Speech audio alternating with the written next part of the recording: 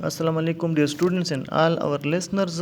ہمارا جو آج کا لیکچر ہے وہ فارمیشن آف انٹرم گورنمنٹ 1946-47 کے پارٹ 2 کے بارے میں ہے. اس جو لیکچر ہے ویڈیو ہے اس میں ہم سیکنڈ پارٹ کی طرف جائیں گے. جو ہم نے 3 پارٹس میں اس لیکچر کو ڈیوائڈ کیا تھا، تو آج لیکچر نمبر 2 ہے اس کا. ہم آگے بڑھیں گے پیج نمبر 25 to 26 پر پڑھیں گے کہ جب انہوں نے انوائٹ نہیں کیا مسلم لیگ کو تو پھر کیا ہوا.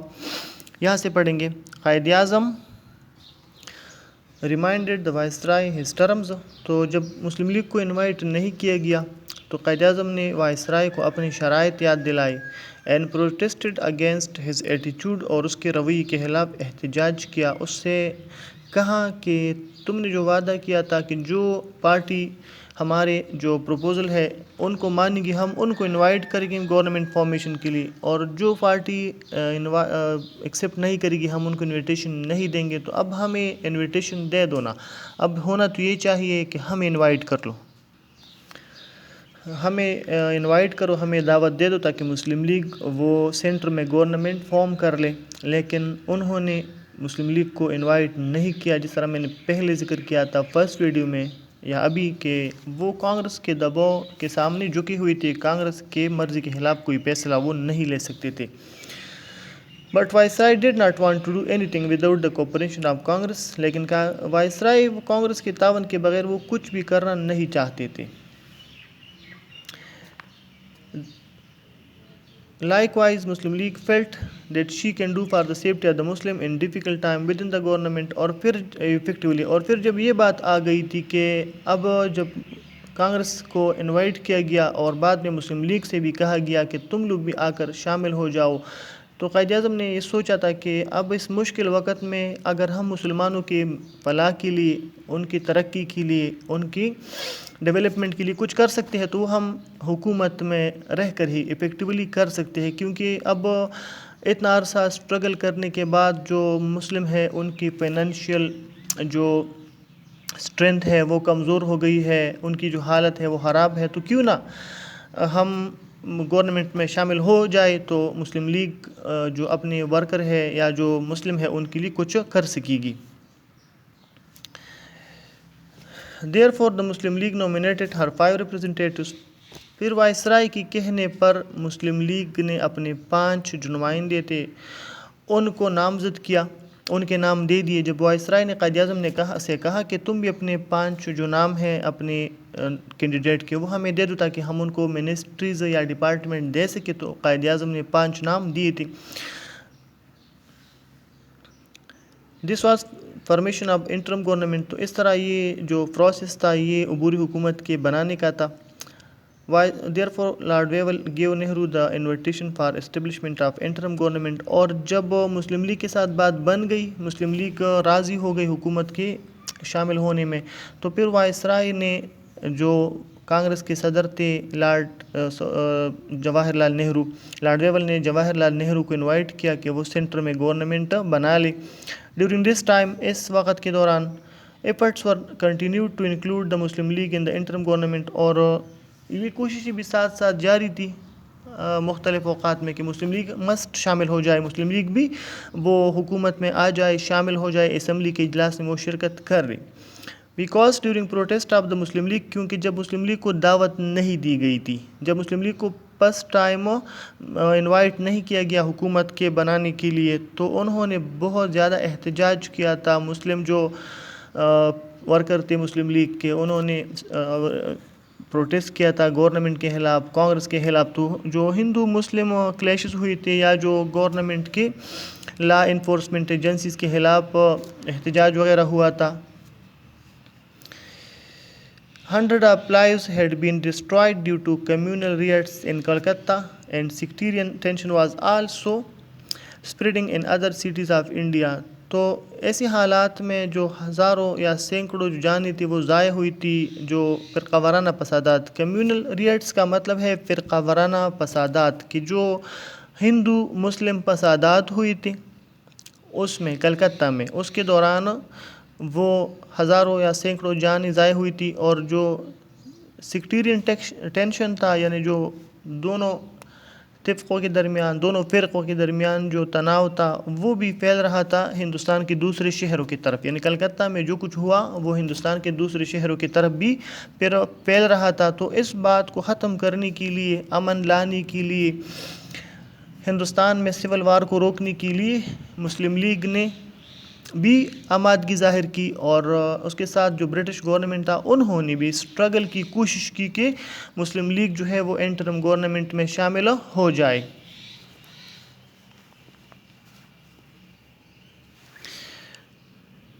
اب کانگریس کی جو سوچ ہے، کانگریس کی جو مرضی تھی اس پر بات کرتے ہیں. Congress wanted to keep Muslim League away from the government, اور کانگریس اس بات میں وہ دلچسپی لے رہے تھے، وہ کوشش کر رہے تھے کہ وہ حکومت سے مسلم لیگ کو دور رکھے. By giving representation to non leaguer Muslims, وہ مسلم لیگ کے مسلم کینڈیڈیٹ کے بجائے غیر مسلم لیگی جو مسلمان تھے ان کو نمائندگی دینا چاہتے تھے. کانگریس ابھی بھی اپنے روایتی جو حربے تھے، اپنی روایتی حربے استعمال کر رہے تھے اور مسلم لیگ کو گورنمنٹ میں شامل ہونے سے روکنے کی کوشش کر رہے تھے. اب میں دوبارہ سے یہاں بتاتا چلوں کہ جب پہلی بار کانگریس نے ایکسیپٹ نہیں کیا تھا اور گورنمنٹ میں شامل ہونے سے انکار کیا تھا، وہ بھی تو مسلم لیگ کو حکومت سے دور رکھنا چاہتے تھے. مین وائل اسی دوران جب یہ بات چیت چل رہی تھی مسلم لیگ کی شمولیت کے بارے میں، انٹرم گورنمنٹ کے فارمیشن کے بارے میں، The government of India had felt that peace cannot be established without Muslim League. تو جو حکومت تھی ہندوستان کی اس نے یہ محسوس کیا کہ مسلم لیگ کی شمولیت کے بغیر حکومت کے عمل یعنی حکومت کے عمل میں آنے یا حکومت کے چلانے کے لیے مسلم لیگ کا تعاون ضروری ہے، اور ان کے تعاون کے بغیر جو ہے وہ امن لانا مشکل ہے. Likewise, Muslim League felt that she can do for the safety of the Muslim in difficult time within the government effectively. تو انہوں نے بھی سوچا کہ اب اس مشکل وقت میں ہم حکومت میں شامل ہو کر ہی مسلمانوں کے لیے کچھ بہتر طور پر کر سکتے ہیں. Therefore, Muslim League nominated her 5 representatives. تو اس لیے مسلم لیگ نے اپنے 5 جو نمائندے تھے ان کے نام دے دیے. مسلم لیگ نے حکومت میں شامل ہونے کے لیے 5 نام دے دیے، وہ راضی ہو گئے حکومت میں شامل ہونے کے لیے. نام جو انہوں نے دیے تھے وہ کن کے نام دیے تھے؟ جن کے نام دیے تھے وہ ادھر لکھے ہیں. یہ وہ ڈفرینٹ ڈپارٹمنٹس کے یا جو ڈفرینٹ منسٹریز کے لیے نام دیے تھے وہ یہ ہے. دیور لیاقت علی خان، یہ پہلا جو نام دیا تھا لیاقت علی خان کا دیا تھا. یہ انٹرم گورنمنٹ میں فنانس منسٹر تھے، وزیر خزانہ تھے، اور اس کے بعد جو پاکستان بنی تو پھر یہ first prime minister of Pakistan بن گئے تھے. اسماعیل ابراہیم چندریگر، یہ ایک مسلم تھے، اسماعیل ابراہیم چندریگر، اور اس کو بھی انٹرم گورنمنٹ میں منسٹری ملی تھی. یہ بعد میں پاکستان کے وزیر اعظم بن گئے تھے. سردار عبدالرب نشتر، یہ بھی منسٹریز اس کو بھی ملی تھی. یہ بھی مسلم لیگ کے ایک ایکٹیو ورکر تھے اور قائد اعظم کے خاص ساتھیوں میں تھے.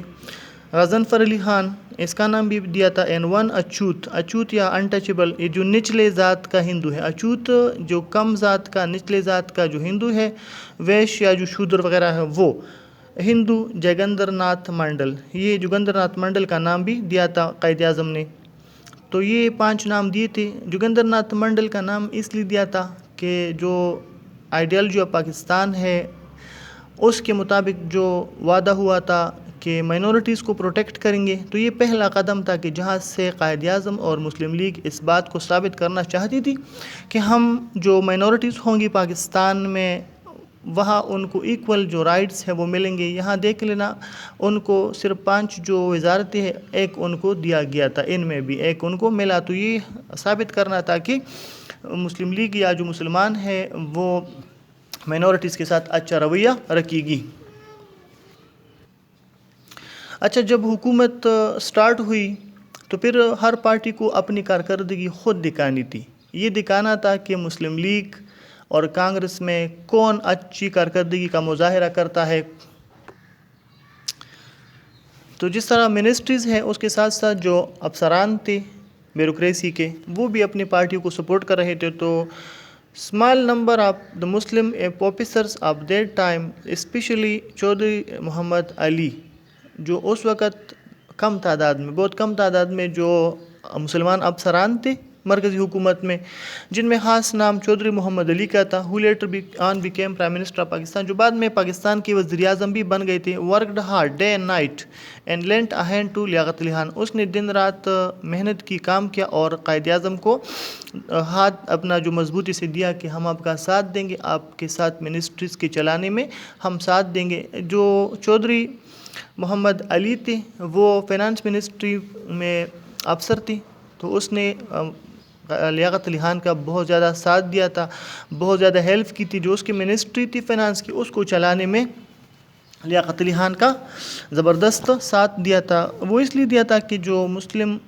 یا مسلم لیگ کے جو منسٹر ہے وہ فیل نہ ہو جائے، ان کی کارکردگی خراب نہ ہو جائے، تاکہ بعد میں جو گورنمنٹ بنے گی یا جو پاکستان بن جائے اور گورنمنٹ بنے گی تو لوگوں کو اعتماد ہو کہ ان کو تجربہ ہے، یہ چلا سکتے ہیں، انہوں نے واقعی کر کے دکھایا ہے. یہ سارے اس بات کا ثبوت تھے. اب جو یہ سیکنڈ نمبر ویڈیو ہے ہمارا، یہ یہاں تک فنش کرتے ہیں. اس کے بعد جو اینڈ تک ہے اس لیکچر کو وہ ویڈیو نمبر 3 میں پڑھیں گے، فنش کریں گے. میں اس کو دوبارہ ذرا دہراتا ہوں. آج جو ہم نے کچھ پڑھا ہے پارٹ 2 میں، تو پارٹ 2 کا سمری یا خلاصہ یہ ہے کہ جب انٹرم گورنمنٹ کے فارمیشن کی بات چل رہی تھی، مسلم لیگ کو اپنے وعدے کے مطابق برٹش گورنمنٹ نے انوائٹ نہیں کیا، تو پھر مسلم لیگ اور قائد اعظم نے سخت احتجاج کیا، اور کانگریس کے انوائٹ کرنے کے بعد انہوں نے برٹش گورنمنٹ کو اپنا وعدہ یاد دلایا کہ آپ نے تو وعدہ کیا تھا کہ جو پروپوزل کو ایکسیپٹ کرے گی ہم ان کو انوائٹ کریں گے، آپ نے ہمیں انوائٹ نہیں کیا گورنمنٹ کے فارمیشن کے لیے. اور اس کے بعد جب وائسرائے نے نہرو کو دعوت دی کہ وہ حکومت فارم کر لے، تو اس کی وجہ سے سول جو وار تھی اس کی طرف بات چلی تھی. ہندو مسلم ریٹ ہوئے تھے، بہت زیادہ لوگ جو تھے وہ جانوں سے انہوں نے اپنے ہاتھ وہ گنوائے تھے، یعنی بہت زیادہ لوگوں کی جانیں گئی تھی.